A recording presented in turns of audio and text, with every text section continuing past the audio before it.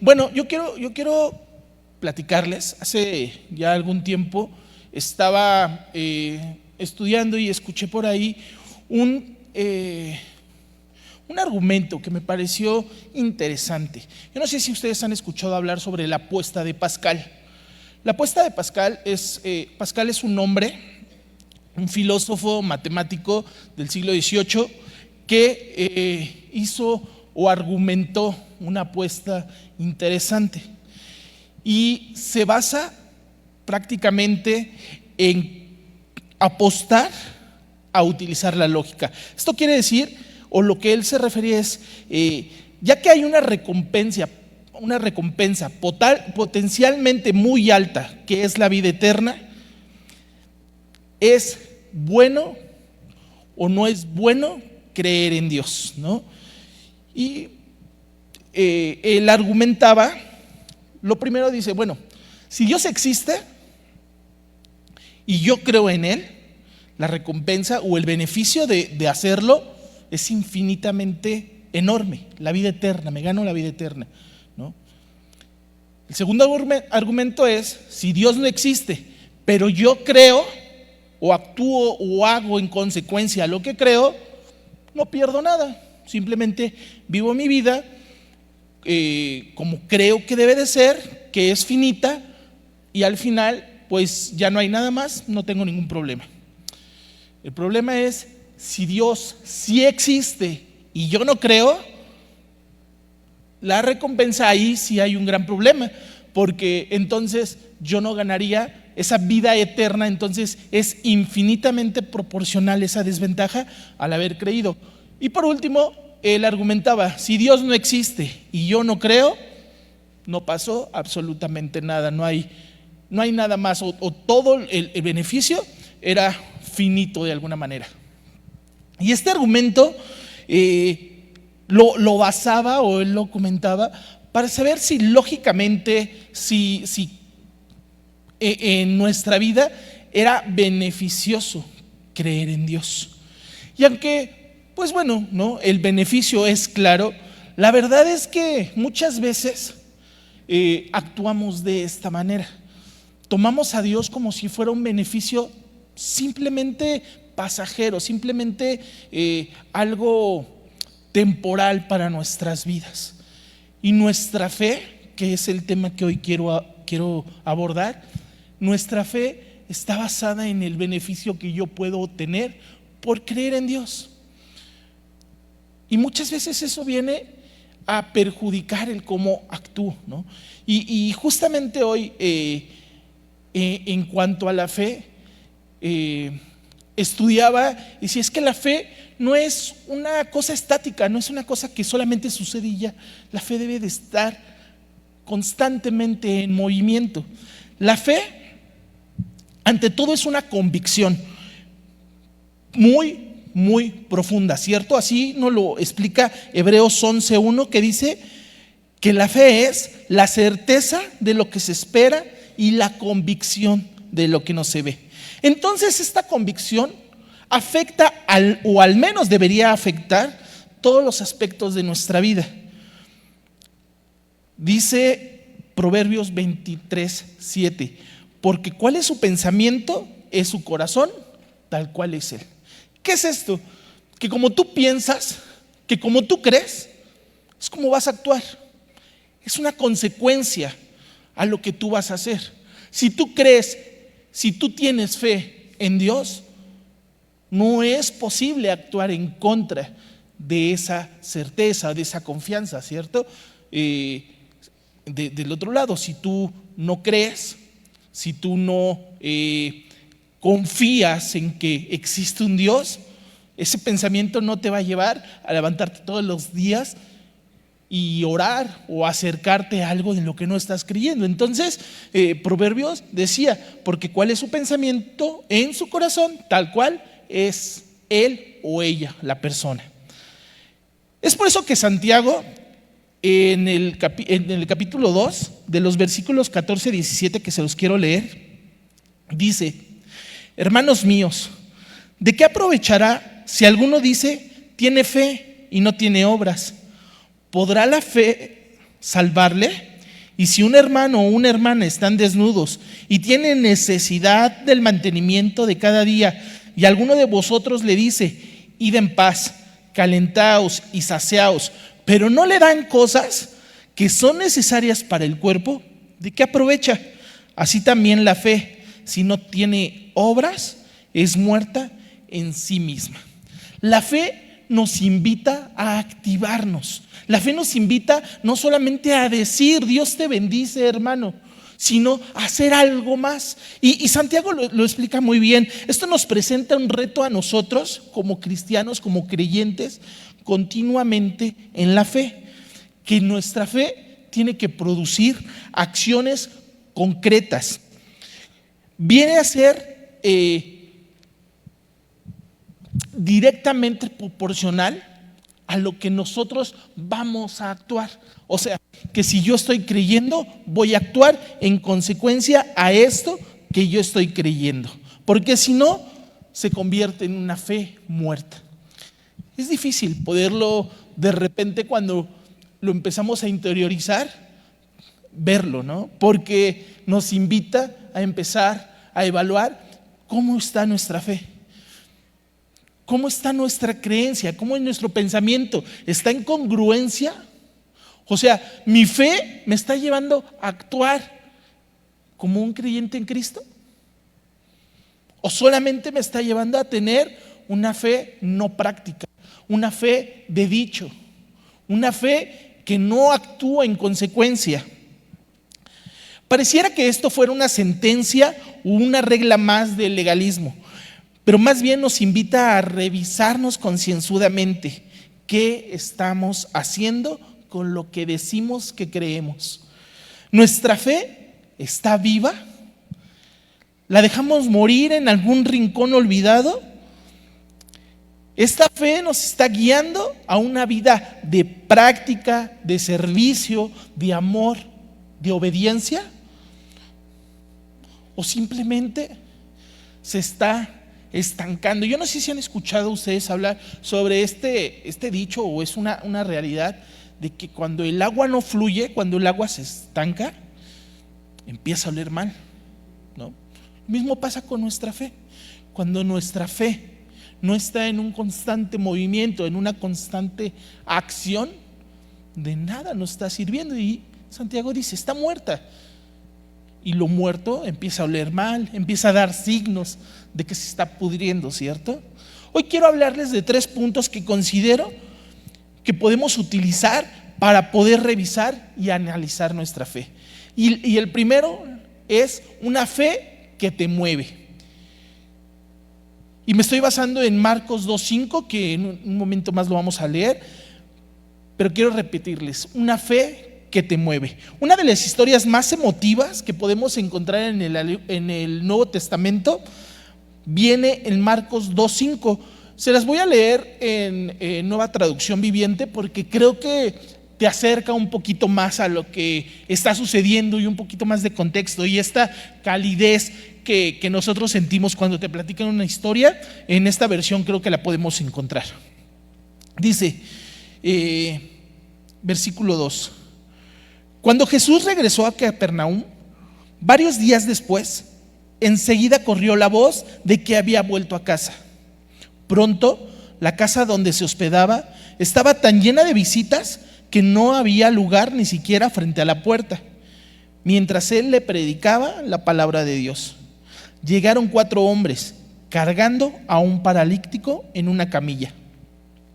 Cuando no podían llevarlo hasta Jesús, debido a la multitud, abrieron un agujero en el techo encima de donde estaba Jesús. Luego bajaron al hombre en la camilla justo delante de Jesús.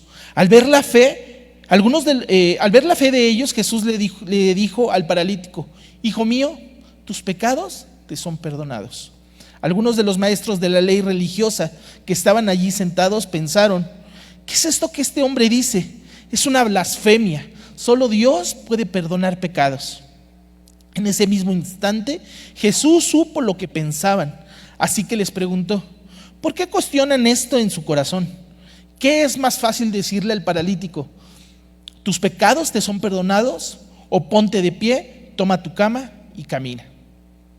Así que les demostró que el Hijo del Hombre tiene autoridad en la tierra para perdonar pecados. Entonces Jesús miró al paralítico y dijo: ponte de pie, toma tu cama y vete a tu casa. Y el hombre se levantó de un salto, tomó su cama y salió caminando entre los espectadores, que habían quedado atónitos. Todos estaban asombrados y alababan a Dios, exclamando: jamás hemos visto algo así. La fe en muchas ocasiones nos impulsa a actuar, aun cuando no tenemos todas las respuestas o todas las soluciones. Pensamos en aquellos amigos de este hombre que literalmente movieron el techo, que literalmente saltaron una multitud de gente para llegar hasta donde Jesús estaba. ¿Y saben por qué lo hicieron? Yo pienso que por amor a aquel hombre, que tanto tiempo lo habían visto paralítico, que tanto tiempo lo habían visto postrado en su cama, y lo amaban, que dijeron: no, aquí hay una solución, aquí hay algo diferente, aquí podemos encontrar cómo curar, cómo que Él viva algo diferente. Y se atrevieron a moverse, a ponerse en acción y llevarlo con Jesús. Su convicción estaba en que Jesús lo podía sanar. Su convicción estaba en que en Él podían encontrar un cambio para la vida de su amigo. Habían activado una fe que los movía. Al salir de su estado de confort, al hacer lo que fuera necesario para acercarse a aquella persona que sabían que necesitaba para realizar un cambio en el corazón de su amigo, en la vida completa de él, arriesgaron completamente todo, confiando en que Jesús lo podría hacer. Y actuaron en consecuencia a esto. ¿Cuántas veces nosotros nos hemos quedado a medias? ¿Cuántas veces nosotros no actuamos en consecuencia de lo que creemos? ¿Cuántos amigos, cuántos familiares, cuántas personas cercanas sabemos que en este momento están paralíticas? Tal vez no de los pies, del corazón. Tal vez están ciegas, tal vez están sordas, tal vez están mudas, y no estamos moviendo los techos que nos impiden llevarlos a Jesús. Porque hay que movernos un poco más, porque sabes que tengo que ir por él hasta su casa y traerlo a la iglesia, porque tengo que ir a hablarle y tengo que tal vez exponerme yo mismo para que esta persona conozca a Dios. Y entonces me está sacando de mi estado de confort, y no, ¿como para qué? Y no, pues qué caso tiene, ni va a creer.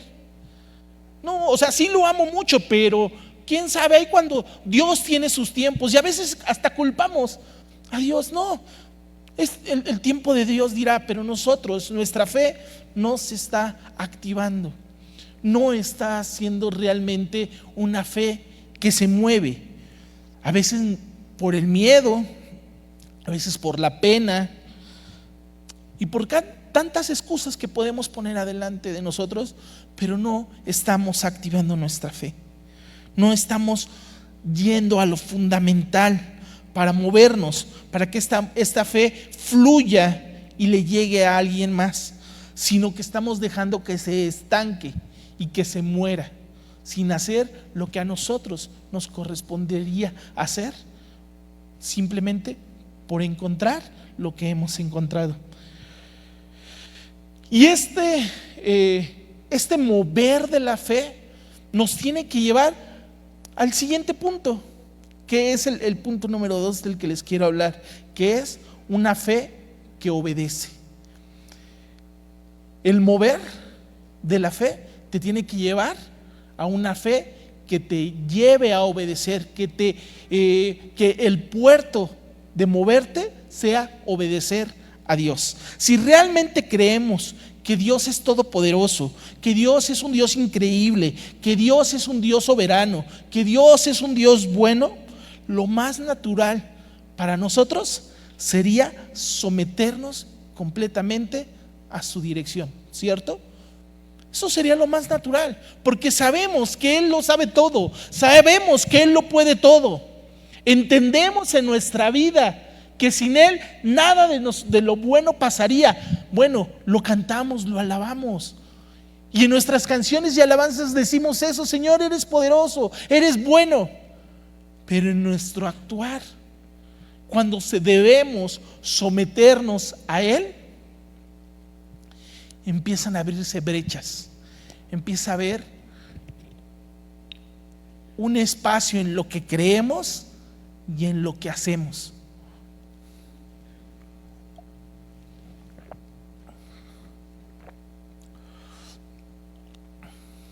Y simplemente no llegamos a someternos a lo que Dios nos está mandando. Al fin y al cabo, Él es Dios y es un Dios creador. Él es el alfa y el omega. Él sabe el dónde nos va a guiar. Pero muchos de nosotros nos resistimos a seguir esa senda que Él nos está marcando. La primera clave de una fe que nos mueve es tener una fe que obedece. Ya para que nos podamos mover con seguridad, con dirección, debemos primero saber escuchar la voz de Dios y entonces poderla obedecer. Romanos 10, si me acompañan a buscarlo en sus Biblias, Romanos 10, versículos 12 al 17 dice: en realidad, dice, el mensaje está muy al alcance de la mano, está en tus labios y en tu corazón. Y ese mensaje es el mismo mensaje que nosotros predicamos acerca de la fe.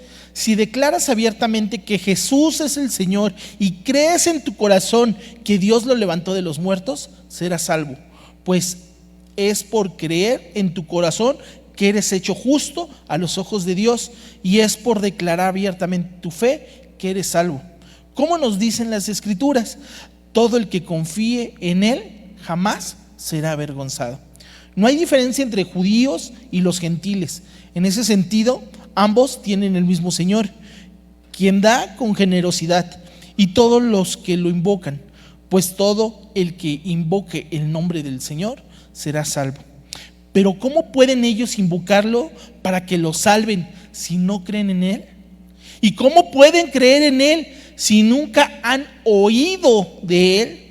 ¿Y cómo pueden oír de Él a menos que alguien se lo diga? ¿Y cómo irá alguien a contarles sin ser enviados? Por eso las Escrituras dicen: qué hermosos son los pies de los mensajeros que traen las buenas noticias. Sin embargo, no todos aceptan las buenas noticias, porque el profeta Isaías dijo: Señor, ¿quién ha creído nuestro mensaje? Así que la fe viene por oír, es decir, por oír la buena noticia acerca de Jesucristo. Este principio nos guía y nos lleva a que si realmente queremos cultivar una fe robusta, que dé frutos, que sea obediente, que sea en movimiento, debemos continuamente exponernos a escuchar la voz de Dios a través de las Escrituras, a través del Espíritu Santo, a través de las herramientas y los medios que Dios ha puesto a nuestro alcance, hermanos, filtrando todo lo que escuchamos a través de la verdad eterna de Dios.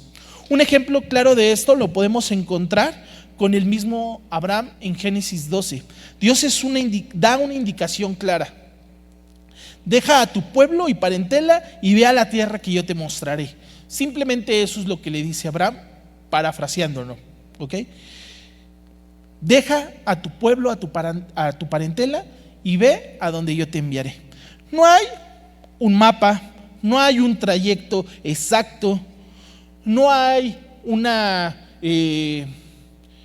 constancia donde le diga: no te preocupes, Abraham, yo cuidaré de ti.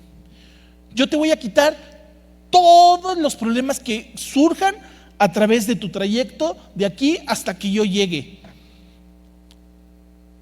No hay una declaración de Dios diciéndole, va a ser como ir en nubes. Tu camino tranquilo, sin ningún obstáculo, tú vas a llegar y vas a ser justo como yo te estoy diciendo. No hay nada de esto. Sin embargo, cada uno de nosotros, cuando recibimos una indicación de Dios para nuestras vidas, queremos que así sea. Queremos que si Dios me está mandando a hacer algo, no debe de haber problemas, debe de haber paz y tranquilidad al 100%. ¿Por qué va a haber complicaciones en el trayecto de esta obediencia si Dios me está mandando? Pero Abraham es el justo ejemplo de que esto no sucede.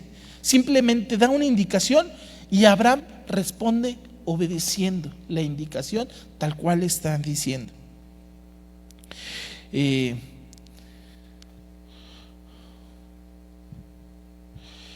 Hace unas semanas atrás escuchábamos el testimonio que nos daban los pastores acerca de la iglesia, de cómo fue que se adquirió este recinto, este lugar. Y para mí fue muy emotivo el poder entender la lucha que hubo, pero atrás de eso, y analizando un poco, hubieron algunos puntos que en mí se quedaron marcados, porque si bien hoy en día esta cultura de la rapidez, esta intención de que todo sea inmediato, tenemos mensajes de texto que no tardan más de un segundo, es más, cuando tardan más tiempo, creemos que hay algún problema, ¿verdad? Con la red o con la misma mensajería, si no llegan inmediatamente. Pero justo nos contaban los pastores que tardaron, si no estoy mal, pastor, 11 años orando por la iglesia. 11 años. Esto significa 415 días completitos con sus noches orando para que un lugar como el que hoy tenemos se hiciera realidad. Y déjame decirte que seguro estoy que durante estos 415 días no fue, perdón, 4,015 días, no fue sencillo, sino que hubo pruebas, hubo dificultades, hubo muchas amenazas, amenazas en cuanto a la fe, amenazas en cuanto a cómo dar el siguiente paso, no había certeza de que se iba o no se iba a hacer. 11 años luchando contra muchas cosas. Y ni siquiera algo que le dijera, sí, esto va a ser. Simplemente era una fe que fue activada en movimiento y que en obediencia siguieron durante 11 años. Muchas veces nosotros nos paramos en la mañana, Señor, por favor ya haz esto, ayúdame con esto, ve esto. Y en la tarde, no, yo creo que Dios no me escucha. Yo creo que Dios no está poniendo atención a mi vida. Yo creo que no están suficientes mis fuerzas para orar. No recibimos lo que queremos de un día a otro y nos decepcionamos de las cosas que estamos viviendo o de las cosas que estamos haciendo. Y empezamos a desconfiar hasta de Dios. Y si Dios no quiere esto, 11 años, durante 11 años ellos pudieron haber dicho, tal vez esto no es para mí, vamos a dejarlo. Tal vez a los 3 años hubieran dicho, no, Dios no quiere que tengamos ese auditorio, vamos a continuar y vamos a buscar otra casita, vamos a buscar otra cosa más pequeña. ¿Para qué soñamos tan en grande? 11 años, durante este tiempo su fe fue probada, su fe fue fortalecida, su carácter, su personalidad fue moldeada para poder recibir aquello que ellos confiaban que venía del Señor. Y hoy los que estamos aquí disfrutando de esto, lo vemos como que, ay, qué padre historia de fe. Pero ¿qué pasa con nuestras vidas? ¿Qué pasa si lo aplicamos a nosotros? ¿Cuánto tiempo estás dispuesto a orar? Jóvenes, por aquellas personas que creemos que Dios tiene preparadas para nuestra vida. Pasan 30 días y no, ya, esta persona no es para mí. Dios quiere otra cosa para mí. Y no nos enfocamos en obedecer lo que Dios tiene para nuestra vida.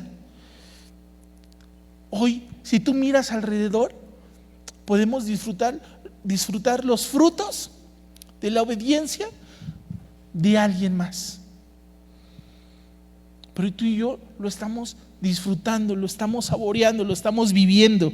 La obediencia sin demora no se trata de actuar impulsivamente y sin oración, sino se trata de estar tan familiarizado con la voz de Dios en nuestras vidas que la reconocemos en cualquier momento, y nuestras decisiones están basadas en la oración constante, no solo en la oración de la mañana. Cuando recibimos algo y no viene con temor o con angustia o con miedo o con duda, sino que reconocemos con claridad de dónde viene, es porque hemos estado practicando constantemente nuestra oración de obediencia, porque hemos estado practicando constantemente nuestra oración o nuestra fe en movimiento, porque tenemos una trayectoria de cambio, de transformación, de dónde nos está llevando Dios. Hemos mirado hacia atrás y hemos dicho: de aquí Dios me ha librado. Lo que viene, no hay problema. David, cuando se enfrenta a Goliat, él sabe exactamente que no va a enfrentarse él cuerpo a cuerpo, sino quien lo acompaña. Y no solamente lo sabe, sino que lo reconoce, porque dice: yo he peleado con leones, yo he peleado con osos. Este hombre, ¿qué me va a hacer?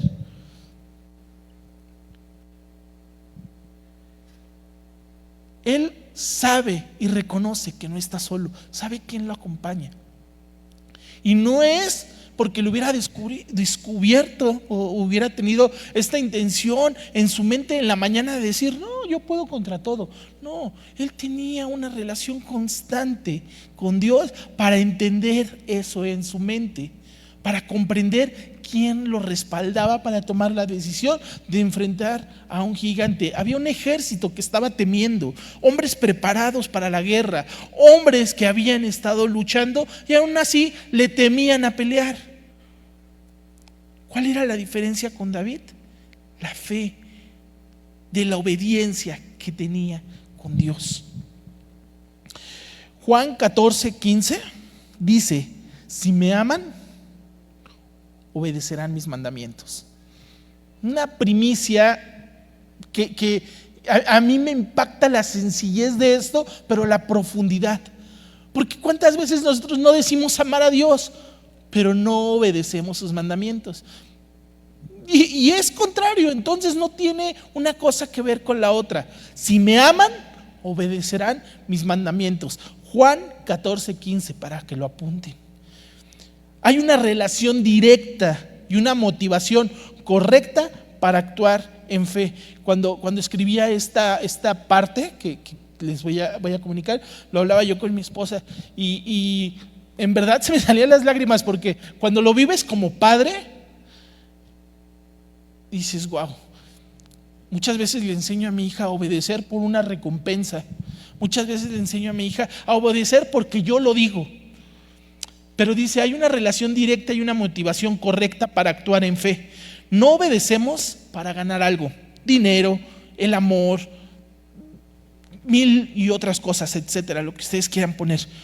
Obedecemos porque ya nos ha amado y queremos honrarlo. O sea que la obediencia no es ni debiera ser una carga pesada que nos limita a hacer algo, sino que debe ser el fruto de una relación de confianza y gratitud basada en el amor con Dios.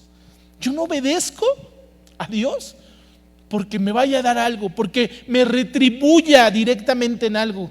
Yo lo obedezco porque es el fruto de esta relación que estoy generando con Dios. Y yo le decía a mi esposa: ¿cómo le enseñamos eso a mi niña? ¿Cómo le enseño cuando yo mismo muchas veces obedezco por lo que me va a retribuir, por lo que voy a ganar? Porque mi primer pensamiento es: sí, obedezco, es porque Dios me puede sanar, o Dios me puede dar, ¿no? Mi economía me la va a restaurar. Pero no obedezco sobre eso, o mi pensamiento no debería de ser así. Debería ser una obediencia por los frutos de lo que ya tengo, de lo que Dios ya ha dado por mí.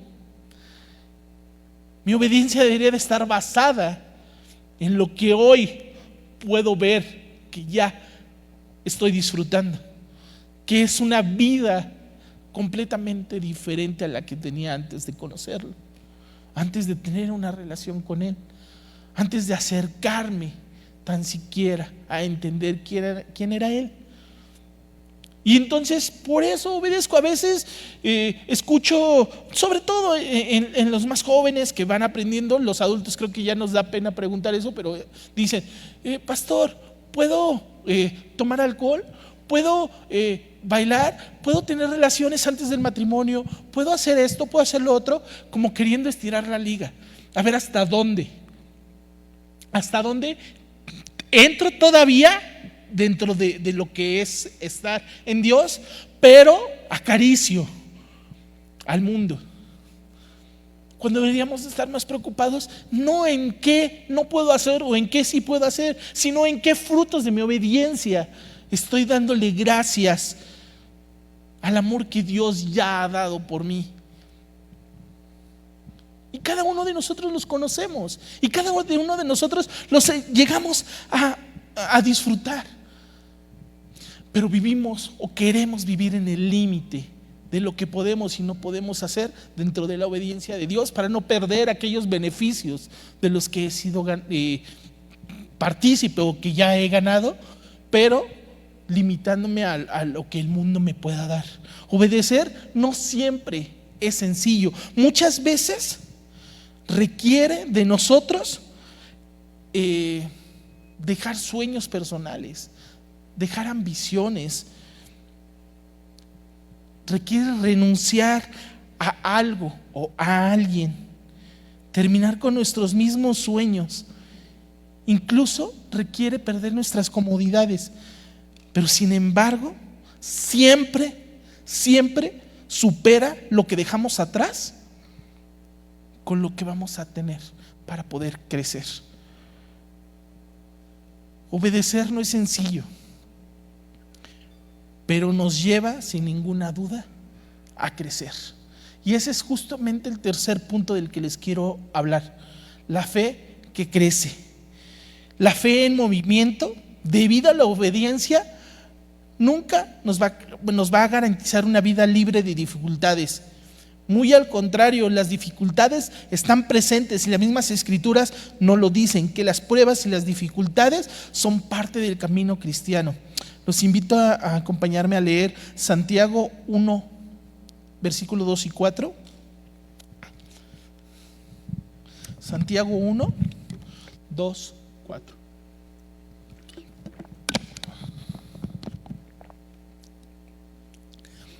Dice: amados hermanos, cuando tengan que enfrentar cualquier tipo de problemas, considérelo como un tiempo para alegrarse mucho, porque ustedes saben que siempre que se ponen a prueba la fe, la constancia tiene una oportunidad para desarrollarse.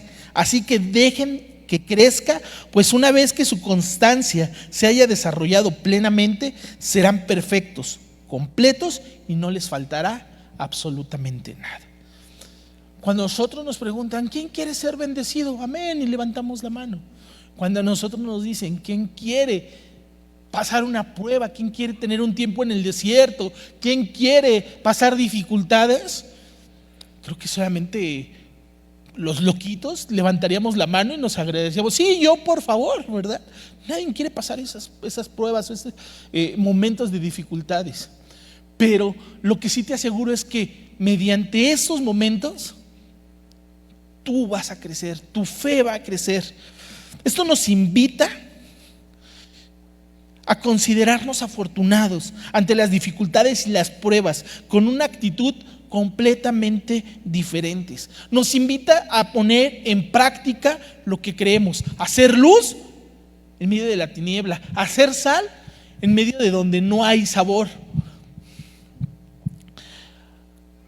Nos inspira a ser alegres aún en la adversidad. Y suena paradójico, es cierto, pero nos muestra en qué confiamos. Primera de Pedro 1:6 dice: así que alégrense de verdad, les espera una alegría inmensa, aunque tienen que soportar muchas pruebas por un tiempo breve. Estas pruebas demostrarán que su fe es auténtica. Están siendo probada de la misma manera que el fuego prueba y purifica el oro. Aunque la fe de ustedes es mucho más preciosa que el mismo oro, entonces su fe permanece firme. Tantas pruebas traerá muchas alabanzas, gloria y honra en el día que Jesucristo sea revelado a todo el mundo.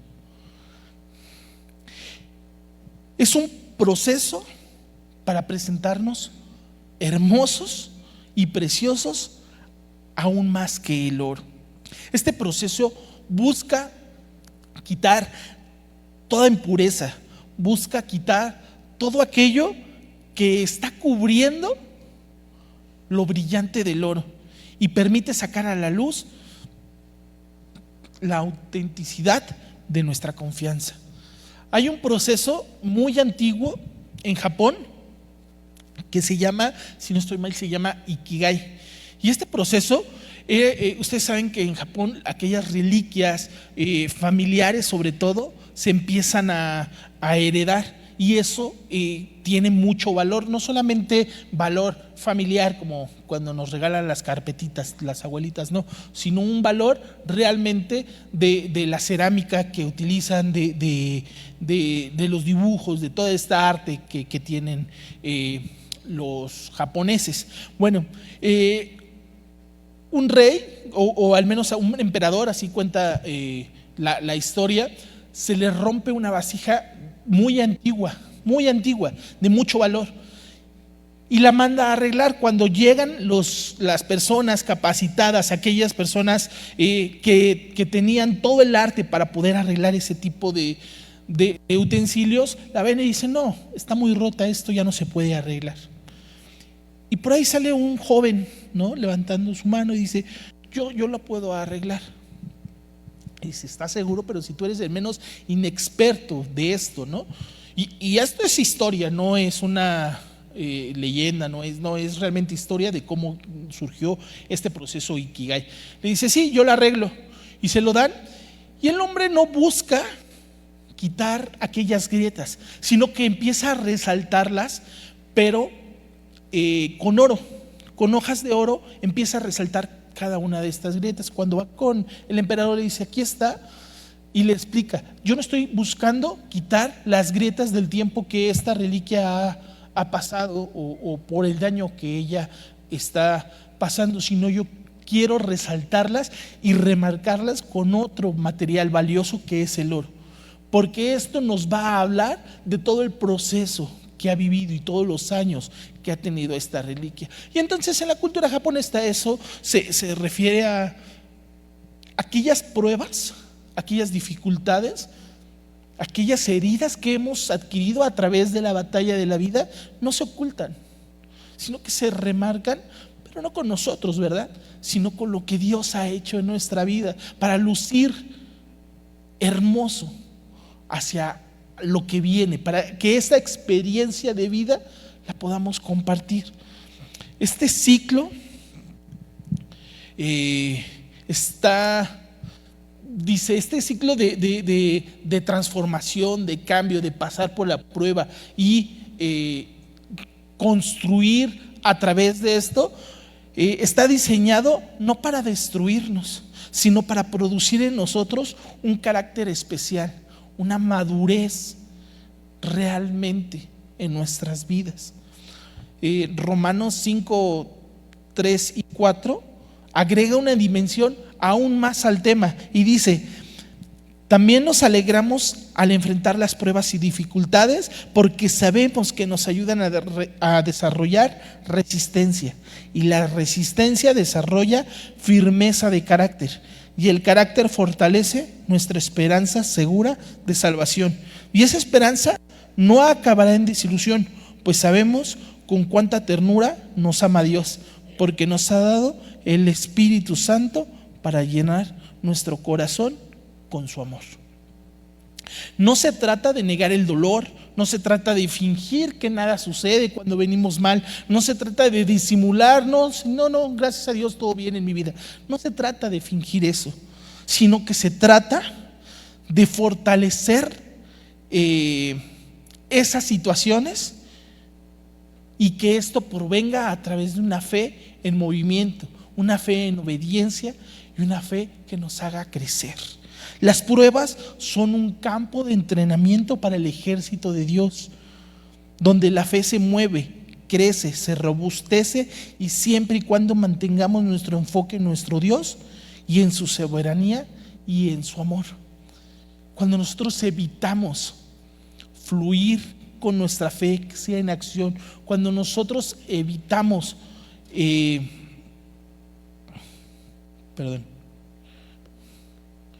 movernos o hacer lo que nos corresponde, cuando nosotros evitamos obedecer a Dios, simplemente estamos impidiendo que el Espíritu del Señor sea el que crezca en nuestra vida. Hermanos, no es fácil seguir a Dios, pero Dios nos da las herramientas necesarias para poder hacerlo. Y eso se trata de llevar una vida que dé frutos, una vida que obedezca hacia donde Dios nos quiere llevar. Yo los quiero invitar en esta tarde que cierren sus ojos un momento, solamente para poder concentrarnos, para poder reflexionar. ¿Dónde está mi fe? ¿Cómo está mi fe? El día de hoy, en un autoexamen, en una autoevaluación, hermanos, si tu fe se ha quedado estancada, si solamente es de palabra, hoy te quiero invitar a que se la entregues a Dios y que empiece a ver en ti ese reconocimiento de nuestras faltas primero, porque el que no reconoce en dónde está fallando no va a poder corregir. Pero sobre todo, aquel que no reconoce que solamente Dios es quien nos puede transformar a través de crecer nuestra fe, a través de obedecerle y a través de moverlas, no va a haber un cambio significativo en nosotros. Señor, revísame a mí, Señor. Ve mi interior, ve mi pensamiento, ve lo que estoy haciendo, si estoy actuando en congruencia con lo que estoy creyendo. Y si no, Señor, revélamelo. Hazme verlo, Señor, que no sea un punto ciego para mi vida, porque ya no quiero ser así. Porque hoy me comprometo a crecer en ti, porque hoy levanto mi mano para hacer aquella cosa por lo que tú diste tu vida, Señor. Hoy, Padre, necesito una transformación en mí, Señor, porque tal vez mi estructura de pensamiento estaba marcada en una dirección. Si obedezco, Señor, voy a tener una recompensa. Pero hoy, Señor, yo prefiero tener los frutos de la obediencia para mi vida, Señor, antes de cualquier otra cosa. Yo te invito, Señor, a que entres en mi vida y en mi corazón, Señor, a que vengas y reines, Señor, mores completamente en mí, Señor. Que seas tú quien se mueva en mi vida, Señor, y que fluyan ríos de agua viva, Señor, con mi fe, para poder llegar a aquellos a quien amo, aquellos a quien estoy pensando, Señor, que necesitan de ti, Señor, porque como aquellos amigos del paralítico, Señor, quiero llegar a aquellas personas, Dios. Quiero obedecerte completamente, Dios, y quiero crecer en ti, Señor, porque sé que tú no quieres, aunque me amas tal como soy, no quieres dejarme así. Fluye, Dios, fluye en mi vida, Señor, fluye en mí para seguir siendo transformado y que mi fe, Señor, sea una fe en movimiento, Dios. lo pido en el nombre de Cristo Jesús. Hermanos, yo quiero hacerles la invitación. Si alguien de los que nos acompañan principalmente por primera vez y no ha aceptado a Cristo en su corazón, yo los quiero invitar a que se pongan de pie, a que tengamos un tiempo de reconocer a Dios en nuestras vidas. Si hay alguien que quiera aceptar a Cristo en esta tarde, en su vida, en su corazón, los invito a que se pongan de pie. Y si gustan pasar aquí adelante para orar por ustedes, sería una bendición. Todos han recibido de Cristo, lo han aceptado como su salvación. Bendito Dios. Muy bien. Igual, si tú gustas hacer una oración o que oremos especialmente por algo, adelante, hermana.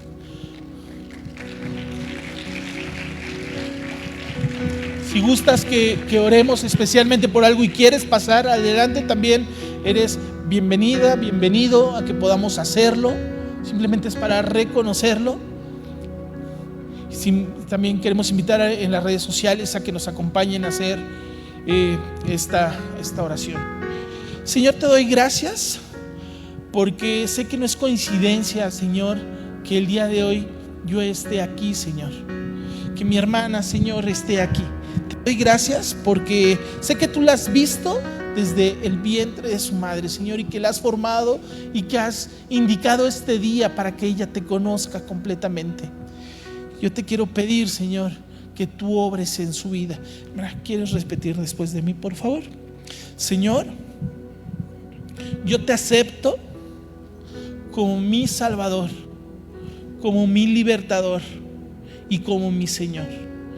De ahora en adelante, Señor, ofrezco a ti mi vida. Te doy gracias por el sacrificio de tu vida para rescatarme a mí. Gracias en el nombre de Cristo Jesús. Amén y amén. Amén.